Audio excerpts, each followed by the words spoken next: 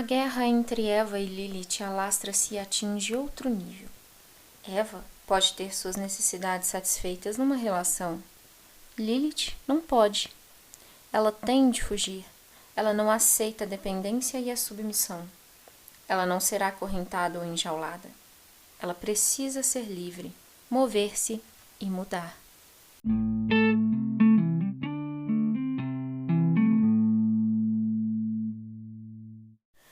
Olá, como você está? Espero que o seu mês tenha começado maravilhoso. Nós estamos aqui em maio já. Passou um tempinho desde o último episódio que, gente, o último episódio teve tão poucos plays. E assim, tem tanto conteúdo lá, né? O título remete aí ao One Blessing, né? Mas dentro deste episódio eu falo ali muitas outras coisas, inclusive sobre uma introdução aí no Sagrado Feminino, que é bem interessante. E falando nisso, na Bênção Mundial do Útero, lembrando que ainda há tempo de se inscrever gratuitamente, porque vai rolar aí no dia 23 de maio a próxima bênção, né, o próximo encontro ritualístico. Então vai ser bem bacana se vocês, que também fazem parte dessa egrégora, quiserem participar. Bem, tantas coisas aconteceram nesse último mês, não é, gente? Veio eclipse, Mercúrio que entrou retrógrado e depois voltou, lunações poderosas, e nós entramos aí neste mês de maio, infelizmente com notícias não tão boas assim, né, com a situação que está acontecendo ali no Rio Grande do Sul, que é lastimável, é assustadora, é muito triste. Eu tenho acompanhado as notícias, estou ajudando como posso e também divulgando para que cada um, né, que fizer a sua parte, colaborar de alguma maneira, nossa, vai estar fazendo assim uma grande ajuda, porque para quem perdeu tudo, né, o pouco que a gente pode ajudar é muito. Então, você que me escuta aqui, que curte, né, o nosso podcast, que curte os temas que a gente trabalha aqui, faz parte da nossa missão, né, como bruxas, como pessoas que amam a natureza, que vivem e estão presentes, né, neste universo, zelar pelas outras vidas, ter essa empatia, né, pelo outro, nem que seja assim também com energias, mandando positividade, né, fazendo aí uma manifestação para poder tudo ficar cada vez melhor, para que parem pelo menos as chuvas, o pessoal ser resgatado, os bichinhos, nossa, a gente fica até perdido, né, porque tem pessoas para ajudar, tem os bichinhos que estão ali ilhados, perdidos, separados de suas famílias, é uma situação bem triste. Então, vamos juntos, né, dar a mão, somos todos aí uma grande família, que a terra é a nossa casa, então, né, somos uma grande família que moramos dentro dessa mesma casa e juntos vamos muito mais longe.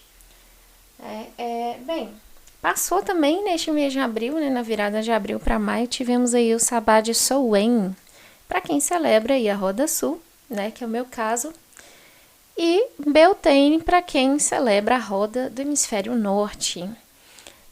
Aliás, falando aqui em episódios do nosso pod, eu fiz um episódio só sobre o Sabá de Uli e é o que foi mais ouvido aqui até agora. Acho que vocês gostam, que vocês curtem. Me contem aqui nos comentários se vocês querem mais episódios como esses. Eu vou trazer um aí para cada sabá, para a gente conhecer melhor a origem e como são celebrados, para poder agregar aí a nossa rotina, aos nossos rituais diários, né? De acordo aí com as estações da natureza. Eu amo particularmente, sou apaixonada por essas celebrações e sempre faço a minha maneira, né? Então, de forma muito simples, mas sempre estou aqui celebrando, né? Bem, então, vamos falar deste que, assim, eu estava, não sei porque eu esperei tanto tempo para falar dele, mas eu queria trazer, assim, muitas coisas, muitas informações relevantes, meu aprendizado a respeito, né? Eu li recentemente, né, finalizei o livro de Lilith, da Barbara Black Coltooth, O Resgate do Lado Sombrio do Feminino Universal. É um livro antigo e que todos os papos, todas as conversas que eu ouço sobre Lilith, ele está incluso. Então, resolvi, né, em um momento, porque eu sou assim, a louca dos livros, dos e-books também, mas em e-book eu não achei ele num formato aceitável, assim, porque eu leio no Kindle, então vinha sempre em PDF, e mesmo que convertia, vinha assim desformatado, e livros assim para estudo a gente tem que ter realmente com uma qualidade boa, né, até pela experiência mesmo de leitura. Então, eu como sou a louca dos livros, deixo lá nos meus carrinhos da Amazon, na hora que surge uma promo, uma Amazon Friday, qualquer coisa que a Amazon lança assim de promoção, o preço vai assim cair pela metade, às vezes até 70%, e é nesse momento que eu vou aproveitando, sabe, para pegar esses livros. E fica a dica, né, se vocês fazem isso também, ou se conhecem alguma outra dica ainda mais bacana, coloca aqui pra mim também, que eu quero saber, que eu amo. E, bem, foi numa dessas que eu adquiri e comecei a leitura imediata, gente. Se esse pod fosse em vídeo, vocês iam ver como que esse livro está destacado. Eu, assim, acabei com um marcador, porque eu não gosto muito de escrever em livro, mas eu uso marca-texto. Então, acabei com o marca-texto e com os meus marcadores de página, aqueles coloridinhos, sabe? Que a gente marca as páginas, acabei com eles. Porque o livro inteiro foi marcado, assim. É muito insight, muita informação. E, cara, quando eu terminei de ler esse livro, eu fiquei tão impactada que eu fiquei assim, como que eu não descobri isso antes, como que eu não li isso antes, o tanto que me trouxe, assim, de transformação através do que eu aprendi daqui dentro, vocês não têm noção.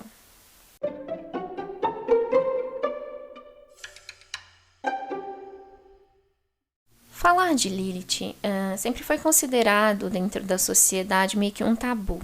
Era meio que proibido falar dela assim, porque a gente sempre pensou, nossa, é um demônio. Mesma coisa de falar do você sabe quem, do que tá lá embaixo, do que mora lá embaixo, o anjo caído, enfim, vários e vários nomes são dados a eles. Lilith era considerada assim, infelizmente, né, pela influência aí do cristianismo, do patriarcado, dessa cultura arcaica, opressora. E, enfim, hoje eu mesma posso dizer que eu sempre tive um certo receio em buscar saber mais sobre ela, porque eu tinha esse medo, vou invocar alguma coisa, magia negra, coisas das trevas. Nossa, como a gente cresce ouvindo cada besteira, né?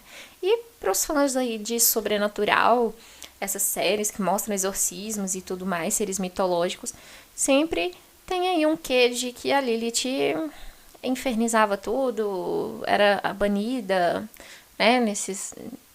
Nessas TV shows aí. E até em algumas culturas ela era temida pelas mães durante os partos, que usavam amuletos para se protegerem da influência dela, porque era conhecida como a matadora de crianças, então tem um histórico muito pesado no nome da Lilith. Mas, felizmente, temos aí pessoas que nadaram contra essa maré pessimista e opressora da sociedade cristã, né, que vem principalmente do cristianismo, esses ideais aí. Então, esses pesquisadores continuam buscando a verdade e as histórias, e o tanto que tentaram apagar ela da história é incrível. Esse livro traz muito disso, e traz também os mitos que a gente nunca nem ouviu falar, né? O arquétipo da Lilith, o que ela representa para o nosso feminino. E é impressionante, se você não tem um conhecimento, uma base assim a respeito dela, o quanto que você surpreende que pode se identificar. Então eu meio que fiquei transformada, assim, depois que eu li, muita coisa fez muito, muito sentido pra mim. Vou ler um trechinho aqui do que vem na capa. É assim: Lilith, a primeira Eva, ou a mulher que tentou Adão com a maçã da árvore do conhecimento, é uma das formas do eu feminino que personifica os aspectos negligenciados e rejeitados da grande deusa. Ela é Adamá, o aspecto telúrico da personalidade feminina com que as mulheres de hoje precisam se relacionar para poderem viver toda a plenitude da sua feminilidade. O livro de Lilith é uma fascinante antologia de contos mitológicos antigos e modernos, interpretados pela doutora Bárbara Couto, psicóloga e analista junguiana, que demonstra com brilhantismo como e por que foram feitos tão grandes esforços para banir a figura de Lilith da consciência humana e por que, apesar desses esforços, estamos sentindo outra vez a sua ascensão, agora com novas interpretações e significados. Que coisa bonita, né? Que coisa bonita. Finalmente estamos aí trazendo à luz todas as histórias, todos os mitos e tudo que ela representa pra gente, todo esse aprendizado que a gente deveria ter desde sempre, né? Então, muito que vem dentro deste compilado aqui do livro, que pra mim assim, é um mega livro de estudos mesmo, né? Ela faz a gente pensar, querer pesquisar, querer estar dentro desse universo para ir mais a fundo, para ver, cara, foi isso que aconteceu, nossa, o quanto que a Lilith passou, né? E a gente se identifica, a gente tem empatia por ela, né? Vem muitos contos ali, mitos do Zohar, não sei se estou falando certo. Ele é escrito como Z-O-H-A-R. Então, eu entendo como Zohar, né, que é uma obra cabalística do século XIII e, na essência, é uma meditação a respeito do Velho Testamento.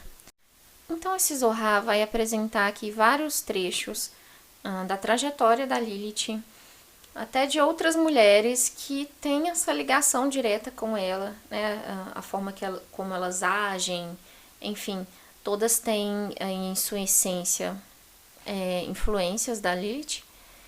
Tem também a comparação dela, uns trechos bem interessantes aqui, bem poéticos, são de cânticos também, que comparam ela à lua, né? A comparação com a lua, enfim, que sofre influência dela por ser um lado sombrio, um lado mais escuro, instintivo, feminino.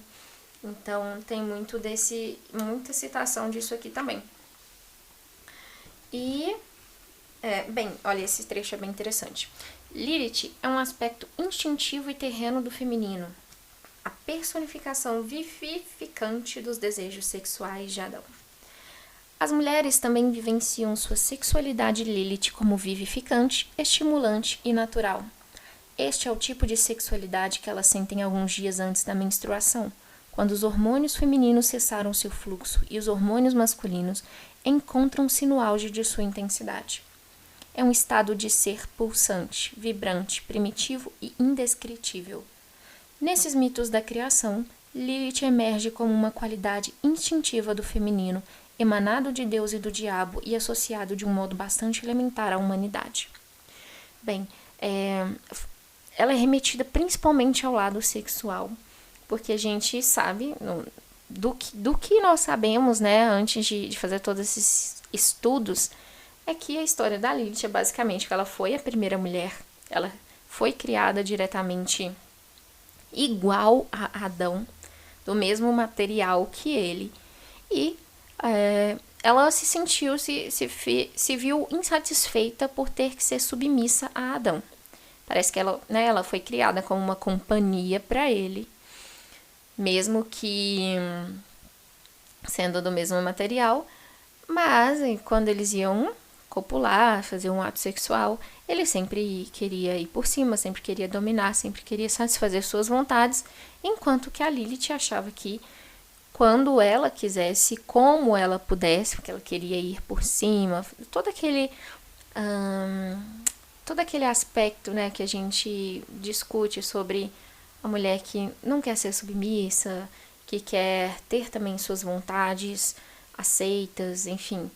E não foi aceito, e quando começou toda a história, porque ela não aceitou e saiu do paraíso e ficou dias no deserto até que foi encontrada pelos demônios e começou a ficar com todos os demônios e teve filhos demônios e começou aí a sua horda, né, de demônios. Mas isso é o que a gente já ouviu falar. Neste livro tem algo mais aprofundado a respeito, né? Chegam até essa história também, dentre várias outras, e que contam que teve um momento que a Lilith pensou em voltar, né? Que o Adão sentia falta dela. E, bem, e não foi bem assim a questão dos demônios. Ela passou dias no deserto, em busca de autoconhecimento, né? Se sentindo sozinha, aquele... É um lado do feminino que foi, assim, desprezado, né? A gente pode dizer, de certa forma, assim, na minha interpretação, que por não poder exercer sua vontade, ela acabou sendo esquecida, enquanto que em outro momento Deus criou a Eva já da costela de Adão para ser algo submissa a ele. Ela foi feita de dentro dele e tem todo aquelas histórias que a Eva vem dessa forma, enfim. Mas é que de todas as maneiras aqui dentro é provado que ela veio primeiro, que a Lilith veio antes. E ainda mais do que isso, há também toda uma discussão em torno do relacionamento, né, da mulher Lilith e da Eva, né, qual a diferença delas, enfim. É bem interessante porque mostra, tem um trecho muito bonito onde fala que toda mulher precisa ter o seu encontro com Eva e com Lilith, né? A Eva é o lado... Falar de positivo e negativo nessa área que a gente... né, nessa temática é bem limitante, assim. Não é muito legal falar, né? Então a gente não fala que é positivo, o lado negativo, o lado positivo, mas é o lado sombra, né? Então tudo tem seu lado luz e o seu lado sombra. Elas têm uma relação entre si dessa maneira e não tem como uma viver sem a outra. Tem uma parte que ele fala que eu acho assim sensacional, resume tudo, um pedacinho, e resume tudo isso que a gente está falando das diferenças, né, entre Lilith e Eva, que é bem assim: desse modo, é impossível conhecer a mulher ou ser uma mulher sem o encontro tanto com Lilith como com Eva. Então, traz exatamente isso, não tratando as duas como polaridades, né, bom ou mal, positivo ou negativo, mas são duas partes, dois fragmentos do eu que se completam, né? E a Lilith é muito ligada à sexualidade da mulher, ao período menstrual, né? Que é muito falado assim, que pelo pecado da Eva de ter comido a maçã proibida, Deus a castigou e todas as suas descendentes, que são as mulheres, a menstruarem e tudo mais, assim, é uma coisa muito... Nossa, é muito aleatório, muito nada a ver, mas sim, falam isso, né?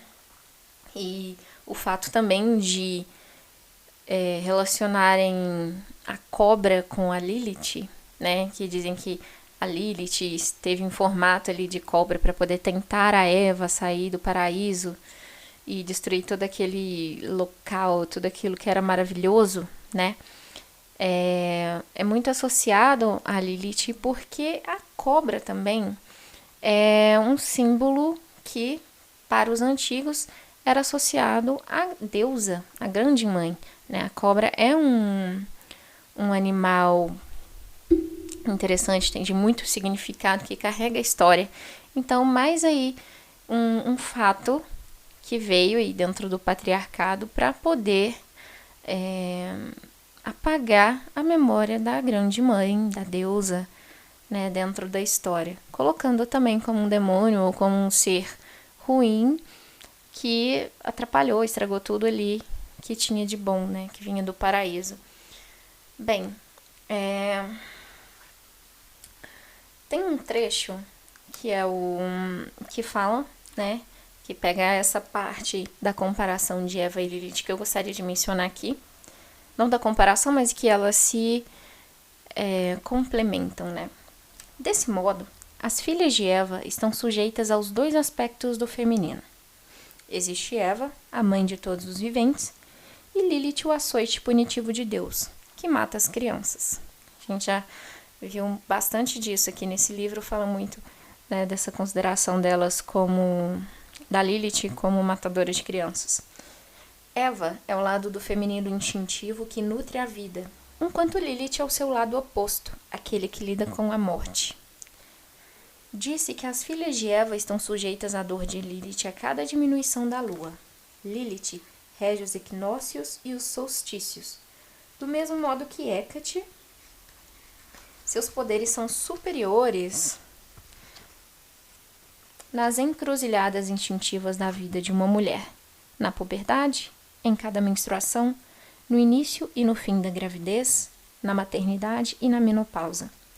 As mulheres modernas, as filhas de Eva, que reconhecem o poder de Lilith nestes pontos críticos, têm usado amuletos que tanto exaltam como afastam Lilith. Ou seja, muitos desses amuletos são usados não só para a fertilidade, como também para evitar que durante o parto ocorra algum mal à mulher e ao recém-nascido. Bem diferente daquelas que querem banir Lilith durante o parto, porque acham que elas matam as crianças, né? Na verdade, este amuleto é para usá-la como protetora, para invocá-la como uma protetora nos partos. Uma mulher vive os lados Eva e Lilith de sua natureza no fluxo e refluxo do seu ciclo menstrual. Na primeira metade do ciclo, Eva está em ascensão, que é ali quando a gente começa o nosso ciclo, né, gente? É a fase donzela, depois a mãe, a anciã, a feiticeira, a anciã. Então, temos todos esses lados aí durante o nosso ciclo. E Eva está nos primeiros, que seria ali da donzela, né? Eva está em ascensão. Prevendo a ovulação e talvez a concepção, ela se sente receptiva, aberta e relacionada. Quando a concepção não ocorre, Lilith assume o domínio. A expectativa cede lugar ao desespero. E a bruxa raivosa da pré-menstruação arrasta-se ao desolado deserto e à amargura da choupana menstrual. Bem, segundo a lenda, Lilith foi tornada estéril por Deus quando ele esfriou a fêmea de Leviatã. Ela não tinha leite nos seios e era incapaz de gerar crianças humanas. O ciúme de Lilith por Eva é ressaltado pela crença popular de que uma única gota do sangue menstrual de Lilith está carregado de amargor e veneno suficiente para matar a população de toda uma cidade. Nossa, que pesado, né? Mas para vocês verem que o tempo todo ela é castigada, tudo de castigo, tudo de ruim foi colocado para Lilith. E isso no que foi recuperado da história. Porque no que a gente tem, né, é Eva que foi castigada por comer do fruto proibido e tudo o que acontece com as mulheres hoje, tudo que as mulheres fazem, recebem, é merecido, porque é um castigo, enfim. Então, senão eu vou acabar lendo todo esse livro, eu queria resumir dizendo, assim, esses trechos, né? Eu queria poder trazer aí alguns trechos para vocês se familiarizarem com o que espera de vocês dentro desse livro. E acho que E ele é pequenininho, assim, né? E tem 100 e poucas páginas, 160, alguma coisa assim. E tem um formato pequenininho, como se fosse de bolso mesmo. Que, assim, é um livro de estudo que eu acho que vale a pena voltar a revisitar. Como eu deixei várias marcações, eu volto para ver esses trechos. Me dão, assim,